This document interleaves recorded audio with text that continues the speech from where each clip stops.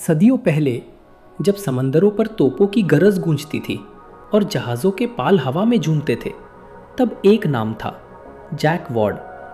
वो इंग्लैंड का सबसे खतरनाक समुद्री लुटेरा माना जाता था। कहा जाता था उसकी आंखें समंदर जितनी गहरी थी और उसके दिल में ताकत और सोने की भूख जलती रहती थी। वो कभी ब्रिटिश नौसेना में सिपाही था, लेकिन जब युद्ध खत्म हो गए और राजा ने समुद्री लूट पर पाबंदी लगा दी, तो जैक वॉर्ड ने कहा, मैं समंदर का बेटा हूं, किसी राजा का गुलाम नहीं। और उसी दिन से उसकी जिंदगी का रास्ता बदल गया। उसने अपने ही देश के जहाज लूटने शुरू कर दिए, खजाना, शराब और शोहरत लूट ली। दुनिया उसे द सी वुल्फ कहने लगी। लेकिन जैसे हर ऊंचाई का एक पतन होता है, एक दिन इंग्लैंड के राजा ने उसके सिर पर इनाम रख दिया, जैक वॉर्ड, अब तुम साम्राज्य के गद्दार हो।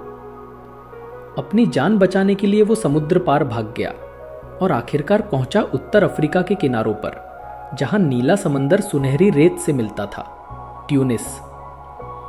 वहां उसकी मुलाकात मुसलमान समुद्री योद्धाओं से हुई, जो समंदर के रक्षक कहलाते थे।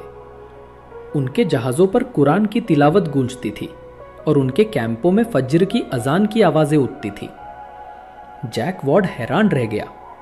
उसने खुद से कहा, अपने देश में मैंने सिर्फ दौलत देखी, पर यहां मुझे सुकून नजर आ रहा है। धीरे धीरे वो उनके करीब आने लगा। एक दिन एक बूढ़े आलिम ने उससे कहा, ए समंदर के कप्तान, तुमने दुनिया जीत ली, लेकिन क्या तुमने अपना दिल जीता है? ये सवाल उसके दिल में तीर की तरह उतर गया। वो उस रात सो नहीं सका।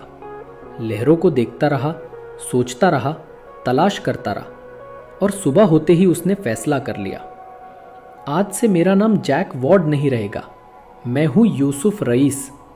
अब भी कप्तान हूं, लेकिन अब अल्लाह का बंदा हूं। उसने इस्लाम कबूल कर लिया और इस्लाम ने उसकी जिंदगी बदल दी। उसने शराब, लालच और जुल्म छोड़ दिया और कमजोरों व मासूमों का रक्षक बन गया। लोग कहते हैं उसकी मौत के बाद भी उसके जहाज समंदर में चलते देखे गए, लेकिन अब उनके पालों पर सलीब नहीं, बल्कि चांद और सितारा लहराता था। ट्यूनिस में लोग उसे इज्जत से याद करते थे। कहा जाता है उसने अपने आखिरी दिन एक खूबसूरत महल में गुजारे, जहां वो कुरान पढ़ता था और अपने गुनाहों पर आंसू बहाता था। सन 1622 में एक भयानक महामारी फैली और उसी के साथ उसकी जिंदगी का आखिरी पन्ना भी बंद हो गया। लेकिन उसकी कहानी आज भी जिंदा है, एक ऐसे पैगाम के साथ